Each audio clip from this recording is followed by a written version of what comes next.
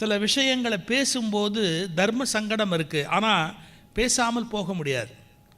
நடுவில் ஒரு அந்த விமானம் ஒன்று இயங்க முடியாமல் போன போது ஒரு 4 நாள் இந்தியா மக்கள் பட்ட பாடு நரகம்.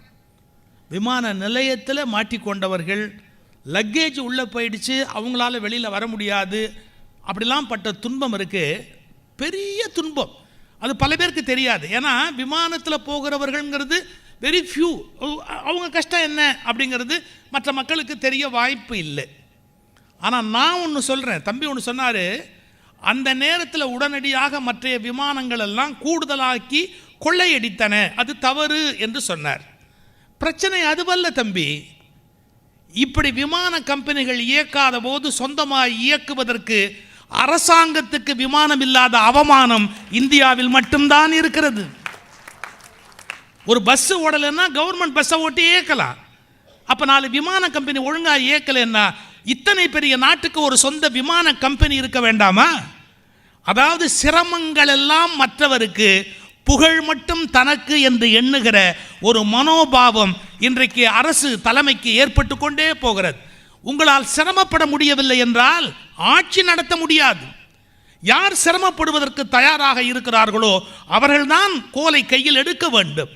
எந்த சிரமமும் எங்களுக்கு வரக்கூடாது, எந்த கஷ்டமும் எங்களுக்கு வரக்கூடாது, எல்லாத்தையும் வித்துருவோம்னு சொன்னால் நாட்டின் சொத்தை இப்படி தனியாருக்கு தாரை வார்த்த கேவலத்தால் தான் நாம் விமான ஸ்ட்ரைக்கின் போது மிகப்பெரிய துன்பத்துக்கு உள்ளானோம். சார், இத்தனோண்டு நாடுகளுக்கு விமான கம்பெனி சொந்தமாக இருக்குது சார். இத்தனை பெரிய நாட்டுக்கு விமானம் இல்லை அப்படிங்கிறது தற்கொலை செய்து கொள்ள வேண்டிய அளவுக்கு இந்தியன் அவமானப்பட வேண்டிய விஷயம்.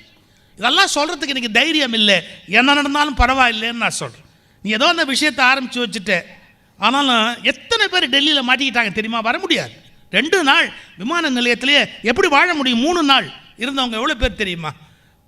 அந்த வேதனையை நீங்கள் நினைவுபடுத்திட்டீங்க. ரைட், ரொம்ப அருமையாக பேசுனீங்க. எனக்கு சரவணனுடைய பேச்சு ரொம்ப பிடிக்கும். எப்படின்னா, தரமும் இருக்கும், நகைச்சுவையும் இருக்கும், சிந்தனையும் இருக்கும், இலக்கியமும் இருக்கும்.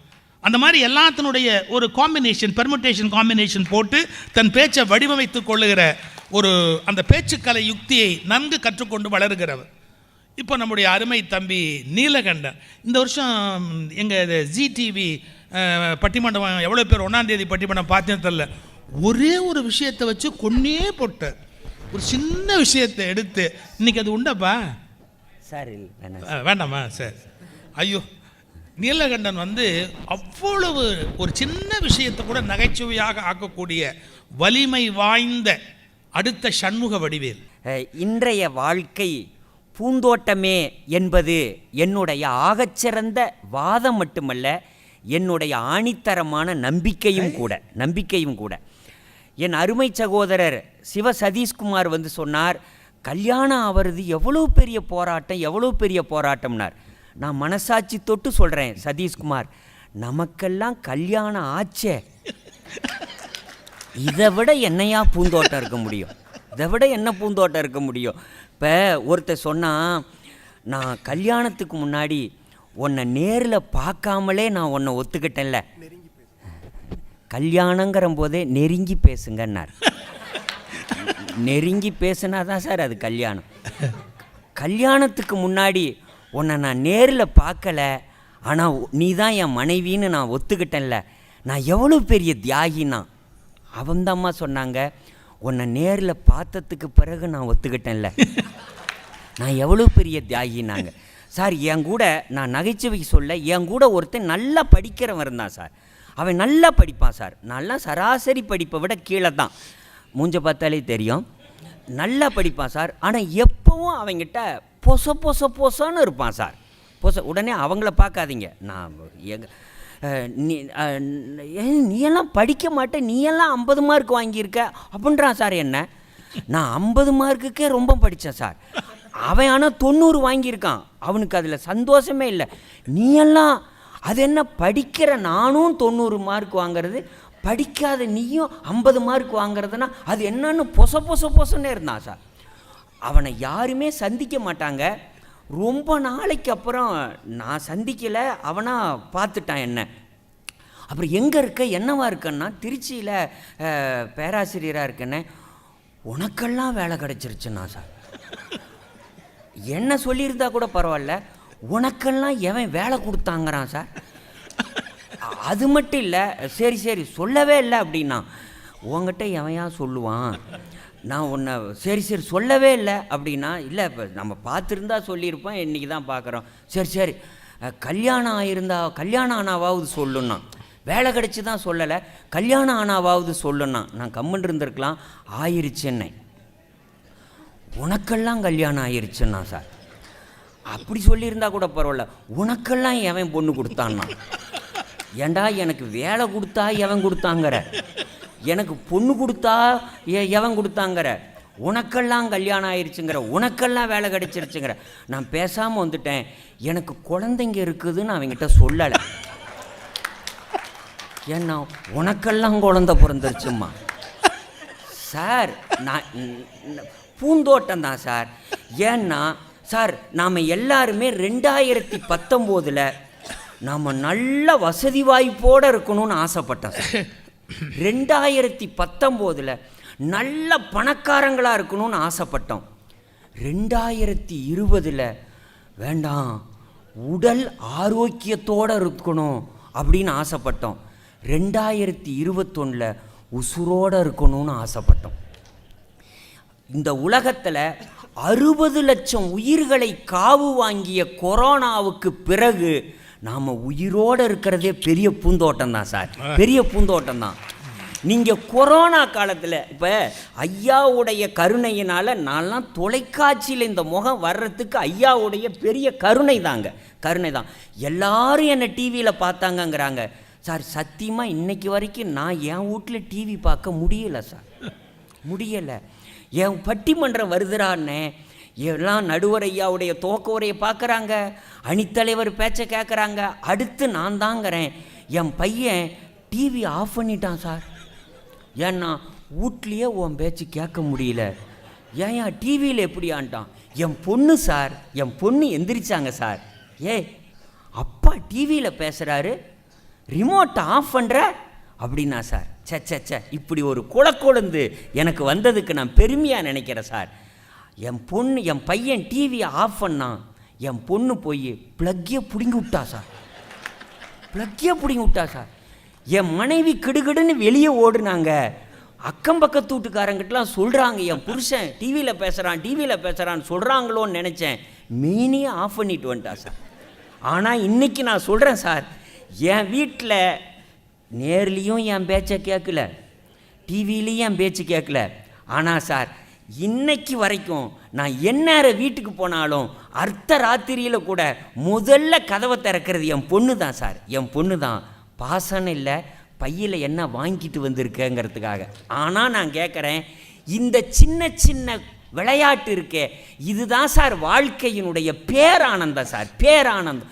இந்த குழந்தை வாய்க்காம எத்தனை பேர் தவிக்கிறான் தெரியுமா? நீங்கள் வாழ்க்கை பூந்தோட்டம் என்று உணருவதற்கு தயவு செய்து மருத்துவமனைக்கு போய் பாருங்கள். இந்த மருத்துவமனைக்கு வராமல் நாம் இருக்கிறோமே, நாம் பெரிய பூந்தோட்டக்காரன்தான் என்று நீங்கள் நினைப்பீர்கள். நீங்கள் போலீஸ் ஸ்டேஷனுக்கு போய் பாருங்கள். இங்கெல்லாம் காவல் நிலையத்தின் வாசலுக்கு வராமல் நாம் இருக்கிறோமே, நம் வாழ்க்கை எவ்வளவு பூந்தோட்டம் என்று அப்போது உங்களுக்கு புரியும். நீதிமன்றத்துக்கு போய் பாருங்கள். இந்த நீதிமன்றத்தின் படியேறாமல் நமக்கு வாழ்க்கை வசமாகி இருக்கிறதே என்று உங்களுக்கு பூந்தோட்டம் என்று நினைக்கிறேன். கடவுளுக்கு தேர் இருக்கிறது, கணவான்களுக்கு கார் இருக்கிறது என்று நீங்கள் கவலைப்படாதீர்கள். நமக்கு கால் இருக்கிறது என்று கர்வப்படுங்கள். நடுவர் அவர்களே, நான் ஒரு செய்தி அழுத்தமாக சொல்கிறேங்க. ஏன் தெரியுமா? என் மனசுக்குள்ளே இருக்கிற ஆத்ம துடிப்பு அது. ஒரு காலகட்டத்தில் நல்லா படிக்காத பயல்கள்லாம் வாழவே முடியாது சார், வாழவே முடியாது. எனக்கெல்லாம் நம்ப மாட்டீங்க, இங்கெல்லாம் சகோதர சகோதரிகள் வந்திருக்கீங்க. நான் பள்ளிக்கூடத்துக்கு போனேன்னா முதல்ல இறை வழிபாட்டு கூட்ட மைதானத்தில் நான் அப்படியே பார்ப்பேன் சார், சுற்றிலையும் பார்ப்பேன் சார், எங்கள் கணக்கு வாத்தியார் வந்திருக்காரான்னு பார்ப்பேன் சார். நான் என்ன சொல்லவே இல்லை, ஏன் சிரிக்கிறீங்க? அவர் மட்டும் என் கண்ணுக்கு தெரிஞ்சிட்டாருன்னா கொரோனா, டைஃபாய்டு, மலேரியா எல்லாம் ஒன்றா சேர்ந்து ஒருத்தனுக்கு வந்தா வெளவெளத்து போயிடுவேன். அவர் மட்டும் என் கண்ணுக்கு தெரியலைன்னா, ஒருவேளை மறைஞ்சு கூட இருந்திருக்கலாம், தெரியலைன்னா என் கால் அப்படியே மேலே ஏறும் சார். எனக்கு அப்படியே வாழ உலகத்தில் பறக்கிற மாதிரி மிதக்கிற மாதிரி தெரியும். என் கூட 2 ஒயிட் கவுன் போட்ட தேவதைகள் கூட வருவாங்க. எங்கள் கணக்குவாதியார் என் கண்ணுக்கு தெம்படலைன்னா அன்னைக்கு நான் பட்ட சந்தோஷத்தை சத்தியமாக என் கல்யாணத்தினி கூட நான் படலை. நான் கணக்கு நல்லா போடுறவனை பகைச்சிக்கவே மாட்டேன். அதுவல்ல சார் விஷயம். கணக்கு நல்லா போடுறவனு என்ன பகைச்சிக்க மாட்டான் சார். ஏன் தெரியுமா? அவன் போடுற கணக்கை போய் வாத்தியாருக்கிட்ட நான் பார்த்து எழுதி காட்டிட்டு வர்றதுக்காகவே என்னை நேர்ந்து விட்டுருப்பானுவ. அதுக்காக நான் ஒரு நாள் என்னை பகைச்சிக்க மாட்டான். என்னை வாத்தியார்கிட்ட காட்டினீன்னா தான் உனக்கு காட்டுவேன்பா. சரிடா நான் காட்டுறேன்டாம்பேன். பக்கமாக போட்டு போவேன். போடாம்பானுவ. அப்படி நோட்டை எடுத்துக்கிட்டு போவேன் சார். அப்படி நடந்து போவையில் எங்கள் வகுப்பில் 70 பேர் நடந்து போவையில் கசாப்பு கடைக்கு போகிற ஆடு மாதிரியே போவேன் சார். அன்னைக்கு நான் தான் எங்கள் வாத்தியார் என் நோட்டை வாங்கி பார்த்த உடனே சொல்லுவார், அப்படி தள்ளி நில்றாம்பார் சார். ஏன் தெரியுங்களா? தள்ளி நின்னா கணக்கு புரியணும் அர்த்தம் இல்லை. அவ்வளோ தூரத்தில் தள்ளி நின்னே புரியலை. இங்கே தள்ளி நின்னா இல்லை, குச்சி அவ்வளோ நீளமாக இருக்கும் சார். திரும்பி பாடுறாம்பாரு. அப்படியே பார்ப்பேன். வெளுன்னு வெளுப்பார் சார். எங்கள் கணக்கு வாத்தியார் வாழ்க்கையில் களைச்சி போன ஒரே விஷயம் என்னை அடிச்சு தான் சார். நீங்கள் இடுப்புக்கு கீழே கால் வரைக்கும் ஸ்பீடு பிரேக் அளவுக்கு வீங்கியிருக்கும் சார். ஒரு வாரத்துக்கு நின்றுக்கிட்டு தான் சோறு சாப்பிடுவேன். எங்கள் அம்மா சொல்லும், உட்காந்து சாப்பிட்றாங்க, ஒரு மரியாதை. அதெல்லாம் நான் கணக்குக்கு செஞ்ச பெரிய மரியாதை சார். ஒரு வாரத்துக்கு குப்புற தான் சார் படுத்திருப்பேன். ஆனால் ஒன்று, எங்கள் மாணவர்களுக்கு மத்தியில் ஒரு நேர்மை இருந்துச்சு, ஒரு மனசாட்சி இருந்துச்சு, ஒரு ஒழுங்கு இருந்துச்சு. ஒரு நோட்டு காட்ட அனுப்புனா திரும்ப ஒரு வாரத்துக்கு என்ன அனுப்ப மாட்டானுங்க. ஏன்னா வீக்கம் வத்துறதுக்கு ஒரு வாரம் ஆகும் சார். நான் கேட்குறேன் நடுவர் அவர்களே, தமிழ் சங்கத்தில் பேசுகிறதுனால சொல்கிறேன். நான் என் பள்ளிக்கூடத்திலேயே சார் எல்லாரும் நல்லா மார்க் வாங்குவாங்க. தமிழில் நான் தான் சார் மார்க் வாங்குவேன். என்னையும் நம்பி கைத்தட்டின 40 பேருக்கு நன்றி. நான் தான் மார்க். எங்கள் பள்ளிக்கூடத்திலே மார்க் வாங்கின ஒரு பொண்ணு என்ன ஒரு நாள் சாயந்தரம் பள்ளிக்கூடம் விட்டு 4 மணிக்கு தனியாக சந்திச்சு.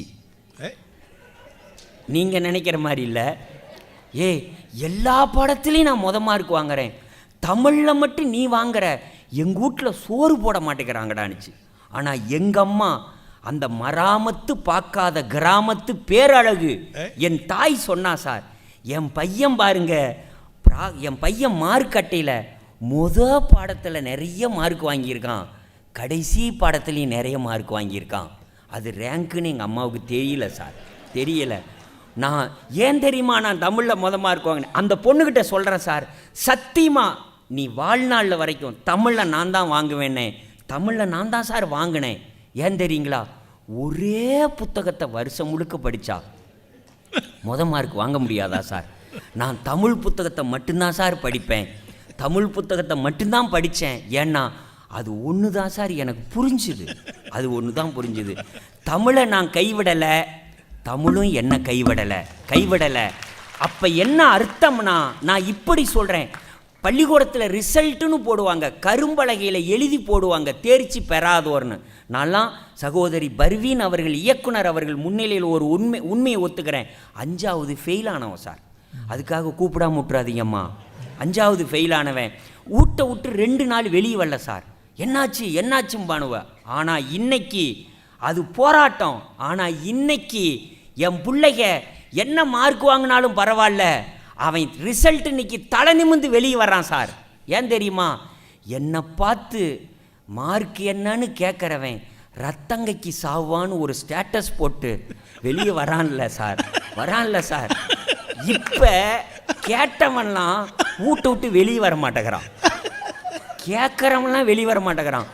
வீட்டுக்குள்ளே இருந்து ஒருத்தன் கேட்குறான், அவன் மார்க் என்னன்னு கேட்குறவன் ரத்தங்கைக்கு சாவான்னு போட்டிருக்கானா, இல்லை ஜன்னல் வழியாக பார்க்குறவனே ரத்தம் கக்குவானான், கொஞ்சம் நல்லா பாருங்கங்கிறான்.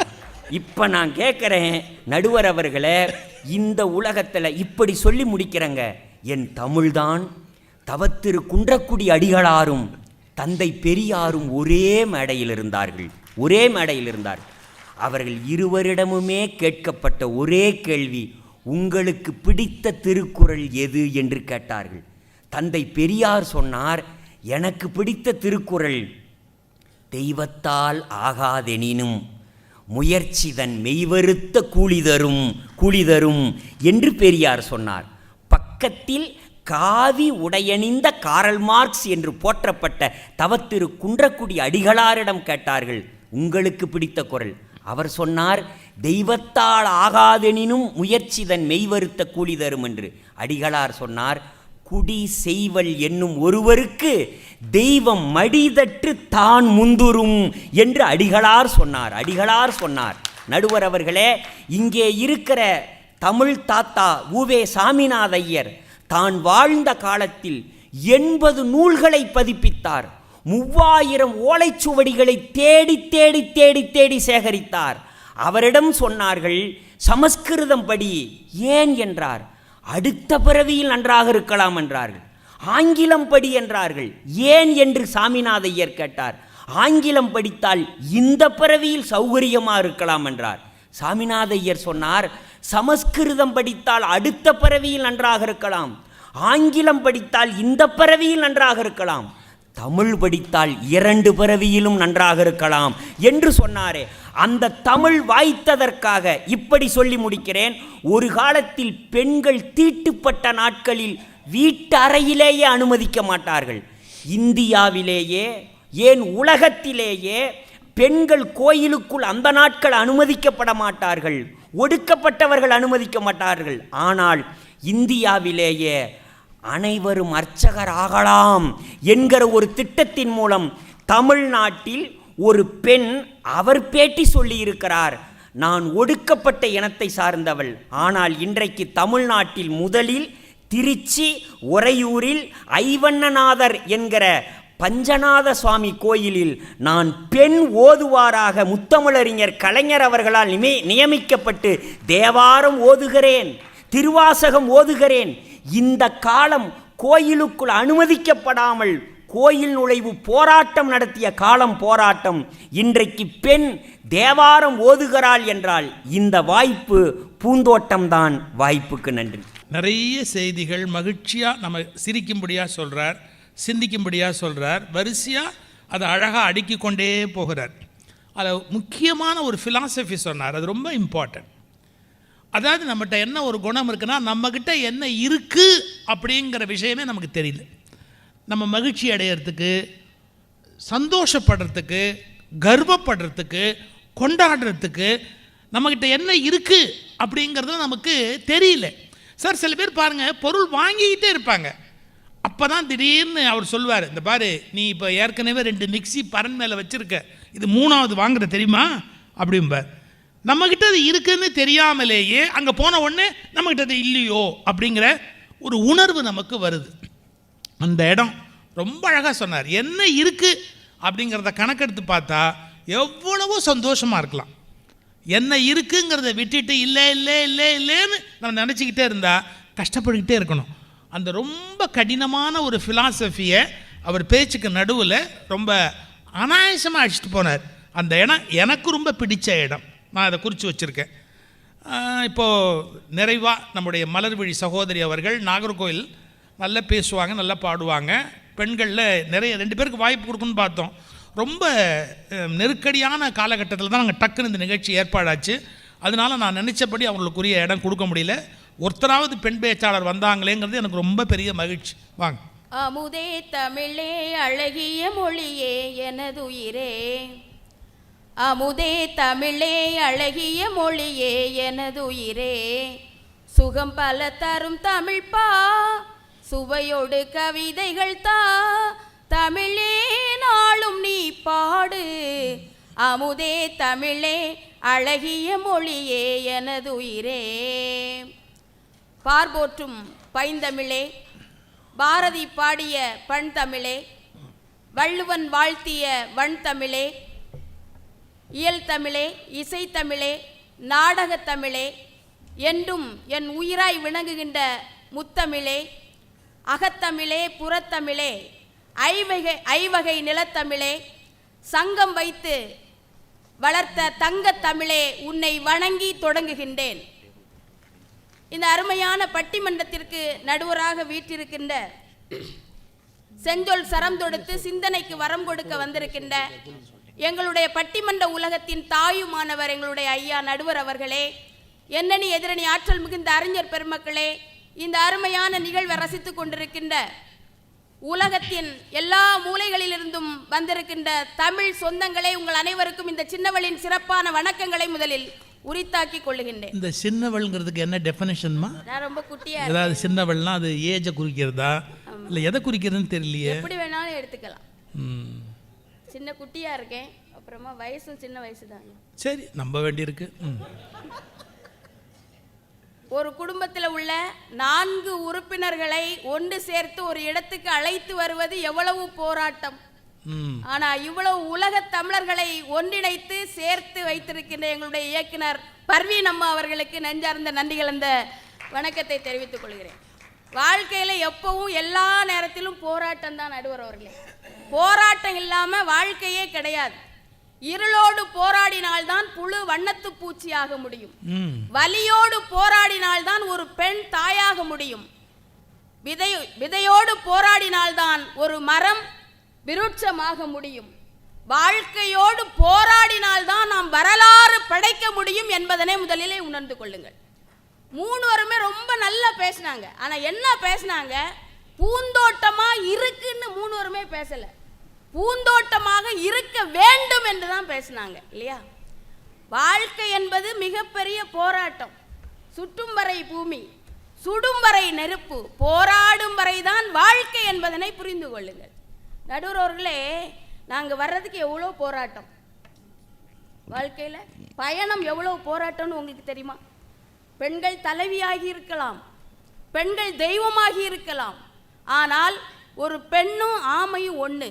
ஆமை எப்படி கூட்டம் சுமந்துக்கிட்டே வருதோ அதுபோல ஒரு பெண்ணு வீட்டை சுமந்துக்கிட்டே வருவது தானங்க பெரிய விஷயம். வீட்டை சுமந்து கொண்டு தானே எல்லா பெண்களும் வந்திருக்கீங்க. அருமையாக சொன்னாங்க. ராமாயணத்தில் கூட பாருங்க, அரக்கனை மணந்த மண்டோதரியும் அழுதாள், அவதார புருஷனை மணந்த சீதையும் அழுதாள் என்று சொன்னால் எல்லா பெண்களோட வாழ்க்கையும் இன்றைக்கு போராட்டமாகத்தான் இருக்கு. முதல்ல வந்தார் அபுதாபி பாஸ்கர். அவர் பாஸ் என்கின்ற பாஸ்கரன் என்று பெயரை மாற்றிக்கொள்ளலாம். வந்த உடனே அருமையா சொன்னார், புத்தாண்டு வந்திருக்கிறது, வாழ்க்கைய போராட்டம்னு சொல்றீங்களே அப்படின்னாரு. புத்தாண்டு வந்திருக்கு, காலண்டர் மட்டும்தான் மாறி இருக்கு. அதே மனைவி தான், அதே குழந்தைகள் தான், அதே வீடு தான், அதே பக்கத்து வீட்டுக்காரங்க தான், வாழ்க்கையும் அதே போராட்டமா தான் இருக்கும். புத்தாண்டு வந்த உடனே பூந்தோட்டமா இருக்கும்னு தயவு செய்து நீங்க நினைக்காதுங்க.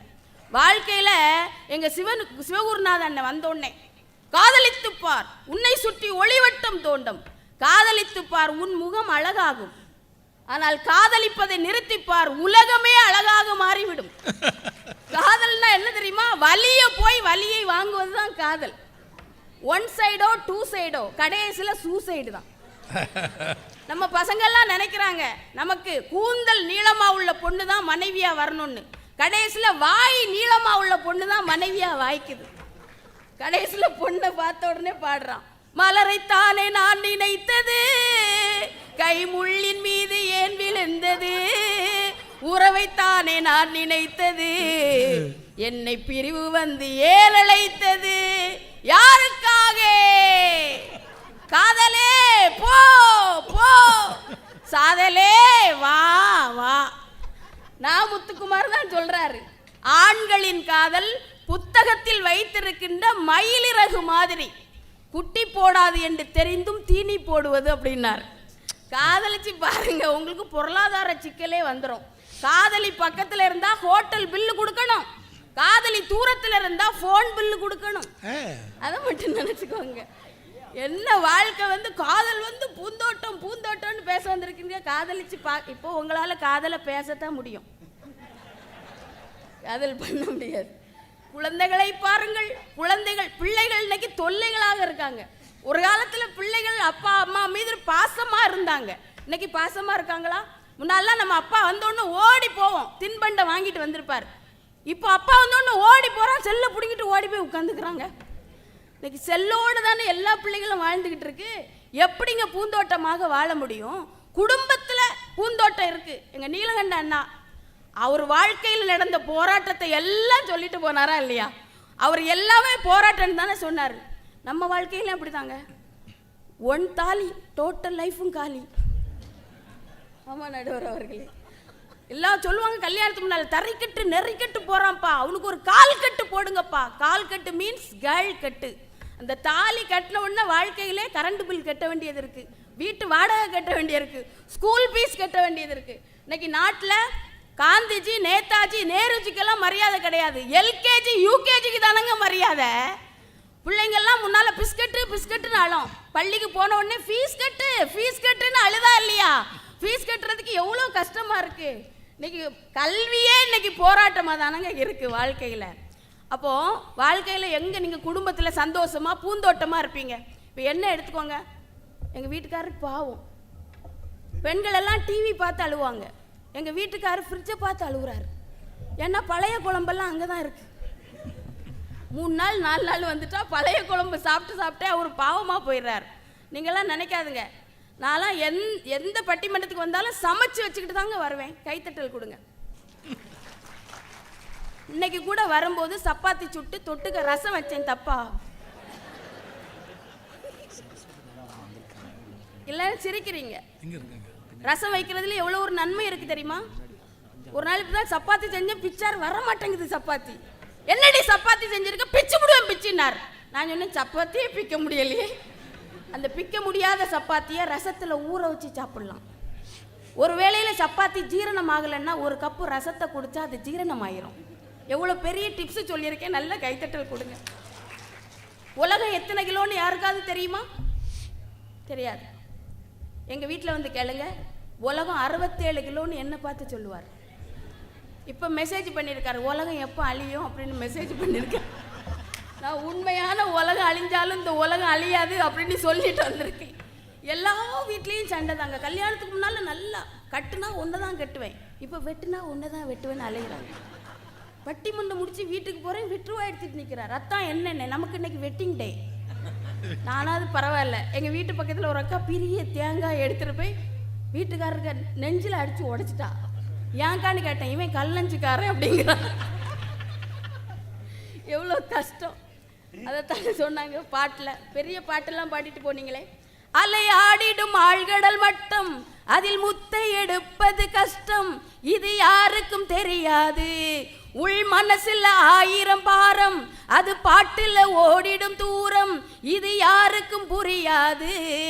ஒன்னில்லாம 2ம் இல்லே, ஆண் இல்லாம பெண்ணும் இல்லே, பெண் இல்லாம யாரும் இல்லே, துன்பம் இல்லா பேரும் இல்லே, வாசல் இல்லா வீடும் ஒரு தாளம் இல்லா கூத்தும், தத்தி தருகிட ததுங்கினத்தோம், அட வீட்டுக்கு வாசப்படி வேணும், தெரு கூத்துக்கும் பாட்டுக்கும் தாளங்கதி வேணும். குடும்ப வாழ்க்கையில் எவ்வளவு போராட்டம், நோயோட எவ்வளோ போராடிட்டு இருக்கோம். கொரோனா காலகட்டத்தில் பார்த்தீங்கன்னா எங்கள் அண்ணன் சிவகுருநாத அண்ணனுக்கு நல்ல கைத்தட்டல் கொடுங்க. அதிகாலையில் எந்திரிச்சு கபசுர குடிநீர் தயாரித்து தினமும் ஒரு 50 பேருக்கு கொடுத்தார். நான்லாம் ஒரு டீ வாங்கி கொடுக்க மாட்டேன். எப்படி கொடுத்தார் அவருக்கு நல்ல கைத்தட்டல் கொடுங்க. 1 வாரம் கொடுத்தார். 1 வாரம் கழிச்சு ஒரு 5 பேர் கூட வந்தான், துரத்தி விட்டார். ஏன்னு கேட்டேன், இந்த 50 பேரும் தான் என்கிட்ட வட்டிக்கு வாங்கியிருக்கான், இவன் மட்டும் உசுரோட இருந்தா போதும்னார். என்ன ஒரு உதவி. நீலகண்டனை பற்றி சொல்லவே வேண்டாம். அன்னைக்கு ஒருத்தர் மயங்கி விழுந்தார், ஓடி போய் கடையில் சோடா வாங்கிட்டு வந்து அவரே உடைச்சி குடித்தார்.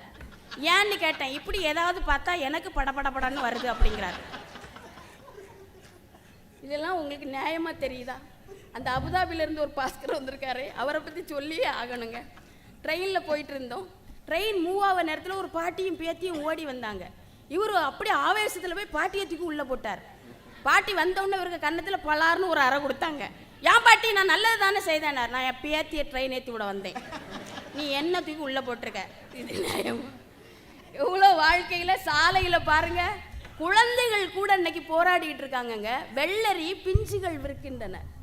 பலூன் விற்கிற சிறுவனுக்கும் அதை வாங்குகிற வயசுதான். குழந்தைகள் எவ்வளவு போராடிட்டு இருக்காங்க. அன்னைக்கு மழையில ஒரு சின்ன பையன் கொடை வித்துட்டு நிக்கிறான். எங்க தாமலுக்கு ஒரு நல்ல கைத்தட்டல் கொடுங்க. தாமல் சரவணனுக்கு ஒன்றும் சொல்லலை. ஒரு 100 ரூபாய் கொடுத்து அந்த சிறுவன்கிட்ட ஒரு கொடையை வாங்கி அதை விரிச்சு அவனுக்கு கொடுத்துட்டு வந்தாருங்க. எவ்வளோ பெரிய உதவி செய்திருக்கார். அப்போ சாலையோர சிறுவர்கள் எவ்வளவு போராட்டத்தில் இன்னைக்கு இருக்காங்கங்க. கருவறை தொடங்கி கல்லறை வரைக்கும் இன்னைக்கு வாழ்க்கையில போராட்டம். ஒரு குழந்தை பிறக்கிறதுக்கே எவ்வளவு போராட்டங்க. அழுதுகிட்டே தானே பிறக்கிறான். பூந்தோட்டம்னு சிரிச்சுக்கிட்டேயா குழந்தை பிறக்குது? ஏன் அழுதுகிட்டே? முன்னாலாம் குவா குவான்னு அழும், இப்போ ருவா ருவா ருவான்னு அழுதுகிட்டே பிறக்குது. ஏன்னா ஹாஸ்பிட்டல் பில்லு. பிரசவ நேரத்தில் முன்னாலாம் பெண்கள் அழுவாங்க, இப்போ ஆம்பளை அழுகுறான். ஏன்டா ஆம்பளை பிள்ளை தானே பிறந்திருக்கு, ஏன் அழுகுற? 1 லட்சம் ரூபா பில்லு போட்டாங்க. எவ்வளோ கஷ்டமா, பொருளாதார சிக்கல்ல எவ்வளோ போராட்டத்தில் ஒரு மனுஷன் வாழ்ந்துட்டு இருக்கான். ராமாயணம் மகாபாரதம், இந்த மதுரை மண்ணில் பிறந்த கண்ணகி இல்லற வாழ்க்கையில எவ்வளவு போராட்டினாங்க. ஒரு ராமன், ஒரு சொல், ஒரு வில், ஒரு இல் என வாழ்ந்த ராமன் கூட வாழ்க்கையில போராடினான். காட்டுக்கு போய் சொல்லிட்டாங்க, ஆளி சூழ் உலகமெல்லாம் பரதனை ஆள, நீ போய் தாளிரும் சடைகள் தாங்கி தாங்கரும் தவமே கொண்டு பூளை வங்கானம் நன்னி புண்ணிய துறைகள் ஆடி 7 ஆண்டில் வா அப்படின்னு சொல்லி அவரை காட்டுக்கு அனுப்பிட்டாங்க. இன்னைக்கு கடைக்கு போக சொன்னா கூட ஒருமே போக மாட்டேங்கிறான். அவரு காட்டுக்கு போக சொன்னதுக்கு போயிட்டாரு. எல்லார் வாழ்க்கையில கடவுளே என்றாலும் கஷ்டம்தான் இருக்கிறது, போராட்டம் தான் இருக்கிறது. எனவே இன்றைய சூழ்நிலையில் வாழ்க்கை என்பது போராட்டமே என்று கூறி அருமையான வாய்ப்புக்கு நன்றி கூறி அமைகிறேன். நன்றி, வணக்கம்.